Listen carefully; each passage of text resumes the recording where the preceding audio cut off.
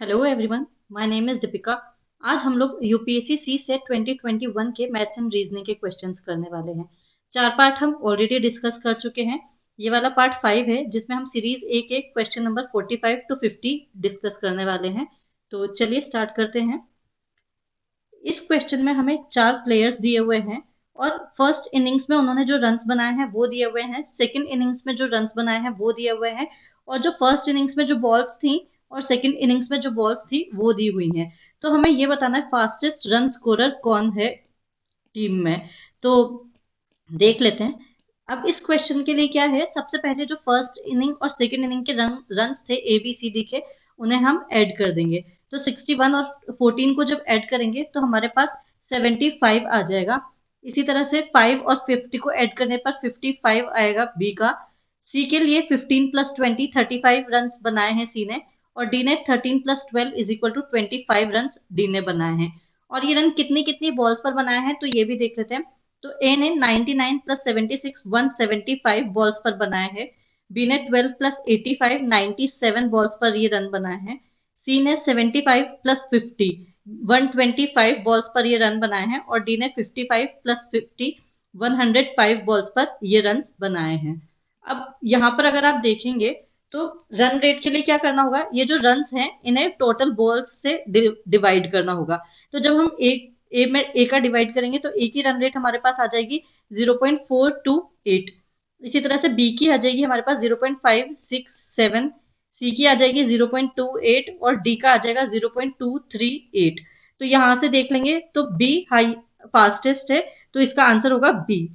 और अगर आप वैसे भी देखेंगे तो सी और डी में अगर देखें तो सी और डी ने 35 और 25 रन बनाए हैं और बी ने 55 बनाए हैं, और बी ने 97 बॉल्स पर ही बना लिए जबकि इन्होंने 125 और 105 बॉल्स पर बनाए हैं। तो बी सी और डी से तो बी फास्टर है, तो इसलिए हम सी और डी को पहले ही एलिमिनेट कर सकते हैं और फिर हमें सिर्फ ए और बी का चेक करना होगा, तो वो हम डिवाइड करके चेक कर सकते हैं। तो इस तरह से भी आंसर निकाला जा सकता है। ठीक है, आगे बढ़ते हैं। इस क्वेश्चन में हमें बोला गया है half of the villagers of a certain village have their own houses, 1/5 of the villagers cultivate paddy, 1/3 of the villagers are literate, 4/5 of the villagers are under 25 years of age. Which one of the following statements is certainly correct? Certainly correct होनी चाहिए, कौन सी statement certainly correct होगी। ठीक है, तो पहले देखते हैं क्या बोला गया है। हाफ ऑफ द विलेजर्स तो ऐसे हैं जिनके पास अपना हाउस है। फिर बोला गया है 1/5 विलेजर्स ऐसे हैं जो कि पैडी कल्टीवेट कर रहे हैं। फिर 1/3 विलेजर्स ऐसे हैं जो कि लिटरेट हैं, और 4/5 विलेजर्स ऐसे हैं जो कि लेस देन 25 ईयर्स ओल्ड हैं। ठीक है, तो अब इसमें हम क्या करेंगे, एक ऐसा नंबर अज्यूम कर लेंगे। लेट्स से 30 विलेज की टोटल पॉपुलेशन है। अब ये 30 ही हमने क्यों अज्यूम किया है, 30 इसलिए किया है, ये जो भी डिनोमिनेटर में नंबर आ रहे हैं वो सबसे डिविजिबल है 30, उन सबका एलसीएम है 30, इसलिए हमने यहाँ पर 30 अज्यूम कर लिया ताकि हमें फ्रैक्शन में डील ना करना पड़े और हम सिंपल नंबर्स के थ्रू इस क्वेश्चन को सॉल्व कर सके। तो 30 हमने मान लिया कि विलेज की टोटल पॉपुलेशन 30 है। अब 30 में से हाफ के पास हाउस है, तो हाफ कितना हो जाएगा इसका 15। तो 15 ऐसे हैं 30 में से जिनके पास अपना खुद का घर है। फिर बोला गया है 1/5 ऐसे हैं जो कि पैडी कल्टीवेट कर रहे हैं। इसका मतलब ये कि 1/5 इसका जब निकालेंगे तो 6 ऐसे लोग होंगे जो कि पैडी कल्टीवेट कर रहे होंगे, धान की खेती कर रहे होंगे। नेक्स्ट हमसे बोला गया 1/3 ऐसे हैं जो कि लिटरेट हैं, तो 1/3 करेंगे तो 10 ऐसे होंगे जो कि लिटरेट हैं, साक्षर हैं 10 लोग, तो ये ऐसा हमने एक ले लिया है। फिर 4/5 ऐसे हैं जो कि 25 साल से कम है, तो 4/5 जब इसका करेंगे तो 24 आएगा। 25 तो 24 ऐसे लोग हैं जो कि बिलो 25 ईयर ओल्ड हैं, 25 साल से कम है 4/5 लोग, तो 24 ऐसा आ गया हमारे पास। तो अब ये हमारे पास आ गए हैं, ये पॉपुलेशन इस तरह से डिवाइडेड है। अब ऑप्शंस देख लेते हैं क्या बोला गया है। All the villagers who have their own houses are literate, सारे विलेजर्स जिनके पास घर है वो लिटरेट हैं। अब 15 विलेजर्स ऐसे हैं जिनके पास हाउस है, लेकिन 15 ऐसे भी हैं जिनके पास हाउस नहीं है। तो हो सकता है ये जो 10 लिटरेट है वो इन 15 में से ही हो, तो इसलिए ये जरूरी नहीं है कि जितने भी विलेजर्स जिनके पास हाउस है वो सब लिटरेट हो। तो इसलिए ये वाला स्टेटमेंट हमारा यहाँ पर गलत हो जाएगा, ए गलत हो गया।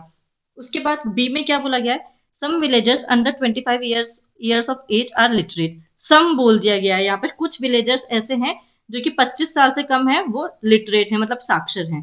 तो 24 विलेजर्स ऐसे हैं जिन जो कि 25 साल से कम के हैं। तो अब यहाँ पर 24 विलेजर्स ऐसे हैं जो कि 25 साल से कम है, तो 6 विलेजर्स ऐसे होंगे जो कि 25 साल से ज्यादा के होंगे। 6 विलेजर्स ऐसे होंगे यहाँ पर जो कि 25 साल से ज्यादा के होंगे, जबकि यहाँ पर साक्षर कितने हैं? 10 ऐसे लोग हैं जो कि लिटरेट हैं, साक्षर हैं। तो 10 में से 6, अगर सारे ही ये भी 25 साल से ज्यादा वाले भी लिटरेट होते तब भी 6 ही होते, तो एटलीस्ट 4 तो ऐसे होंगे ही जो कि 25 साल से कम होंगे। तो इसलिए ये वाला सही हो सकता है। आगे सी देखेंगे हम, तो only half of the villagers who cultivate paddy are literate. तो पैडी कल्टीवेट करने वाले कितने हैं? 6 हैं। और ये बोल रहे हैं only half of the villagers who cultivate paddy. तो हाफ कितना हो गया इसका? 3। तो ये बोल रहे सिर्फ 3 ही लिटरेट है, जबकि ऐसा नहीं है, 10 है टोटल जो कि लिटरेट है। तो ये भी हमारा स्टेटमेंट गलत हो गया यहाँ पर। नेक्स्ट डी अगर हम देखेंगे, तो no villager under 25 years of age has his own house. कोई भी विलेजर जो कि 25 साल से कम है उसका खुद का हाउस नहीं है। तो ऐसा नहीं होगा, इन 24 में से सिर्फ 15 ऐसे होंगे ही, सिर्फ 6 हटा दें हम तब भी कई ऐसे होंगे जिनके पास अपना हाउस होगा। तो इसलिए ये स्टेटमेंट भी गलत हो गया, तो यहाँ पर बी ही इसका आंसर होगा। तो आई होप आप लोगों को समझ आया होगा कि किस तरह से हम ऑप्शंस के थ्रू हमने एलिमिनेट कर करके इस क्वेश्चन का आंसर निकाला है, और ये 30 क्यों अज्यूम किया है ये भी समझ आया होगा। फिर भी अगर कुछ डाउट है तो प्लीज आप कमेंट्स में पूछ लीजिए, वहां पर हम डिस्कस कर लेंगे और किस तरह से इस क्वेश्चन को किया जा सकता है, देखा जा सकता है। ओके, नेक्स्ट क्वेश्चन देखते हैं। इस टाइप के क्वेश्चन में हमने पहले भी देखा था, पहले वाली वीडियो में भी, कि सबसे पहले क्वेश्चन ही देख लेते हैं, उसके बाद देखेंगे स्टेटमेंट 1 और स्टेटमेंट 2 में से कौन सा स्टेटमेंट इस क्वेश्चन रिक्वायर्ड होगा इस क्वेश्चन को सॉल्व करने के लिए। तो सबसे पहले क्वेश्चन देख लेते हैं क्या पूछा गया है। What day is the 14th of the given month. एक कोई महीना दिया हुआ है, उसकी 14th डेट को कौन सा डे पड़ेगा ये हमें बताना है। तो अब स्टेटमेंट 1 में हमें बोला गया है last day of the month is Wednesday. तो महीने का लास्ट डे वेंसडे हमें बोल दिया गया है। तो अब अगर हम यहाँ पर लास्ट डे की बात करें तो 31st भी हो सकता है, या फिर 30th भी हो सकता है अगर 30 दिन का महीना है तो, या फिर 29th भी हो सकता है अगर एक फेब्रवरी लीप ईयर वाली फेब्रवरी है तो 29th भी हो सकता है लास्ट डे, या फिर 28 भी हो सकता है अगर नॉर्मल ईयर का डे है, तो नॉर्मल ईयर की फेब्रवरी है तो 28 भी हो सकता है लास्ट डे। तो ये बोला गया है कि लास्ट डे वेंसडे है। अब लेकिन ये बोल दिया गया, लेकिन ये नहीं बोला कि कौन सा डे वेंसडे है। तो इसलिए हम स्टेटमेंट 1, सिर्फ स्टेटमेंट 1 से तो कुछ भी कंक्लूड नहीं कर पा रहे हैं यहाँ पर। फिर स्टेटमेंट 2 में क्या बोला है, third Saturday of the month was the 17th day. ठीक है, तो 17th डे को ये बोल दिया गया है कि सैटरडे था। तो अब अगर 17th डे को सैटरडे था तो 16th को फ्राइडे होगा, फिर 15th को थर्सडे होगा, तो 14th को क्या होगा ये पता कर सकते हैं हम। 14th को क्या आ जाएगा यहाँ पर, वेंसडे। तो ये हम यहाँ पर निकाल चुके हैं कि 14th को वेंसडे होगा।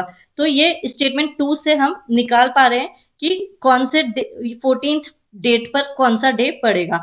तो statement 2 alone is sufficient to answer the question. सिर्फ स्टेटमेंट 2 से ही हम निकाल पा रहे हैं कि कौन सी डेट, कौन सा डे पड़ेगा 14th डेट को। तो इसका आंसर डी होगा। ओके, आगे चलते हैं। ये भी डेट वाला क्वेश्चन है। तो इसमें हमें बोला गया 10th अक्टूबर 2027 को कौन सा डे पड़ेगा। तो अगर आप लोगों को पता हो तो 10th अक्टूबर 2021 को ये एग्जाम था और उस दिन संडे था। तो अब हमें निकालना है 10th अक्टूबर 2027 को कौन सा डे पड़ेगा।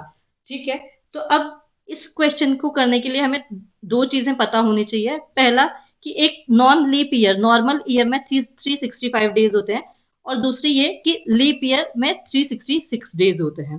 तो अब इस 365 को अगर हम 7 से डिवाइड करेंगे, 365 डिवाइडेड बाय 7, तो हमारे पास आएगा 364 डिवाइडेड बाय 7 प्लस 1/7। तो ये 364 में हमारे पास आ जाएंगे 52 वीक्स। तो एक साल में हमारे पास 52 वीक पूरे होते हैं, और प्लस ये 1 डे एक्स्ट्रा होता है। उसी तरह से हम अगर 366 का देखेंगे तो इस 366 में भी हमारे पास आ जाएगा 364 डिवाइडेड बाय 7 प्लस 2/7। जब हम इसे 7 से डिवाइड करेंगे तो इसमें हमारे पास 2 दिन एक्स्ट्रा होंगे। तो मतलब 360, इसमें इस वाले ईयर में 364 डेज पूरे बन रहे हैं और 2 दिन एक्स्ट्रा बन रहे हैं। और नॉर्मल ईयर अगर है 365 डेज का ही, तो उसमें 52 वीक्स पूरे बन रहे हैं और 1 दिन एक्स्ट्रा बन रहा है।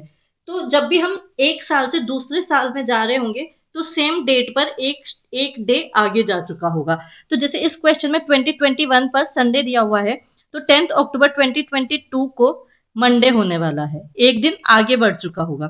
फिर 10 अक्टूबर 2023 को ट्यूसडे होने वाला है। फिर 10 अक्टूबर 2024, अब ये एक लीप ईयर आ चुका है। लीप ईयर का पता होगा, 4 से डिविजिबल होना चाहिए ईयर।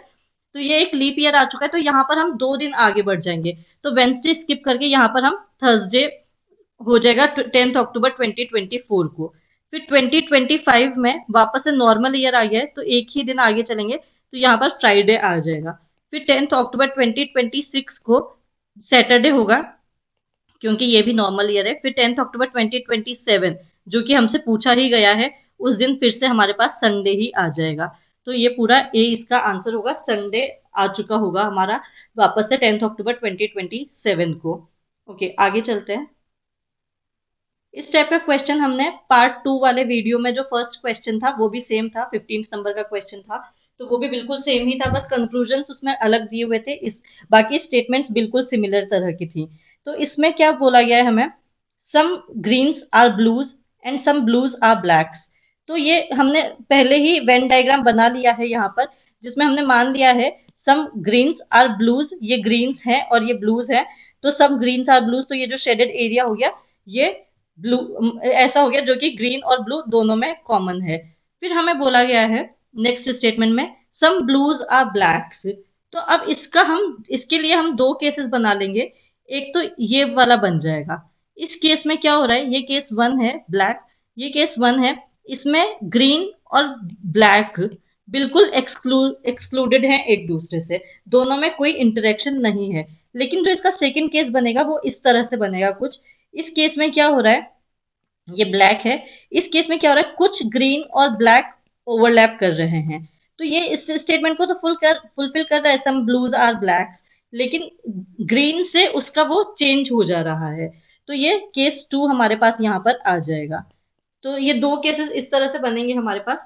तो अब कंक्लूजन्स देख लेते हैं, क्या बोला गया है। All some greens are blacks, तो ये केस 2 के रेफरेंस में सही है, लेकिन केस 1 के रेफरेंस में सही नहीं है। अब हमें नहीं पता है कि ब्लैक की पोजीशन क्या है, केस 1 के अकॉर्डिंग है ब्लैक की पोजीशन या केस 2 के अकॉर्डिंग है ब्लैक की पोजीशन। तो इसलिए ये कंक्लूजन गलत हो जाएगा यहाँ पर। नेक्स्ट हमें बोला गया है नो ग्रीन इज ब्लैक। तो नो ग्रीन इज ब्लैक, तो यहाँ पर ये भी केस 2 के केस रेफरेंस में, ये वाली केस 1 के केस में ये वाली सिचुएशन सही है, लेकिन केस 2 के रेफरेंस में ये वाली सिचुएशन गलत हो जाएगी। तो इसलिए यहाँ पर ये भी गलत हो गया। फिर ऑल ग्रीन्स आर ब्लैक्स, तो ये तो बिल्कुल ही गलत है, क्योंकि सारे ग्रीन्स तो ब्लैक्स नहीं हो रहे हैं, ये भी गलत हो जाएगा। And all blacks are greens, all blacks are greens, ये भी गलत है, ये भी नहीं हो रहा है। तो इसका आंसर हमारे पास डी होगा। कोई भी कंक्लूजन इन स्टेटमेंट्स के अकॉर्डिंग हम नहीं कंक्लूड कर पा रहे हैं, किसी भी स्टेटमेंट को कंक्लूजन में दी हुई, तो इसलिए इसका आंसर यहाँ पर डी हो जाएगा। ओके, आगे चलते हैं। ये एक सीक्वेंस है, इस सीरीज का लास्ट क्वेश्चन है ये वाला, इस वीडियो का। तो इसमें हमें एक सीक्वेंस दी हुई है, जिसमें ये नंबर्स दिए हुए हैं और हमें यहाँ पर ये x की वैल्यू निकालनी है कि ये x क्या होगा। तो अब अगर आप यहाँ देखेंगे, तो ये जो हमारा बन रहा है, ये है 2 इंटू 3 प्लस 1। 2 इंटू 3 6 हो गया, 6 प्लस 1 7। फिर यहाँ पर हो गया 7 इंटू 3 प्लस 1, तो 7 इंटू 3 21 प्लस 1, तो 22 यहाँ पर आ जाएगा। फिर ये हो जाएगा 22 इंटू 3 प्लस 1, तो ये वही 66 प्लस 1 67 हो जाएगा। फिर ये हो जाएगा 67 इंटू 3 प्लस 1, तो ये हो जाएगा 201 प्लस 1, तो 202 हो जाएगा यहाँ पर। तो यहाँ पर अब समझ ही गए होंगे आप लोग, क्या आएगा 202 इंटू 3 प्लस 1, तो 202 इंटू 3 क्या हो जाएगा 206, सॉरी 606 प्लस 1, तो ये हमारा आ जाएगा 607। तो यहाँ पर सी इसका आंसर हो जाएगा। और इसको भी अगर आप चेक करना चाहें फर्दर, तो ये 607 इंटू 3 प्लस 1 करेंगे, तो ये हमारे पास 1822 आ जाएगा। तो उससे भी हमें पता चल रहा है कि ये वाला करेक्ट है। तो यहाँ पर इस तरह से सी इसका आंसर होगा। ओके, तो ये लास्ट क्वेश्चन था इस वाली वीडियो का। आप, आई होप आप लोगों को समझ आया होगा, सेशन यूजफुल लगा होगा, और लगा है तो प्लीज लाइक कर दीजिए वीडियो को, शेयर करिए ज्यादा से ज्यादा लोगों के साथ, और चैनल को सब्सक्राइब करिए और बने रहिए चैनल के साथ। Thank you so much.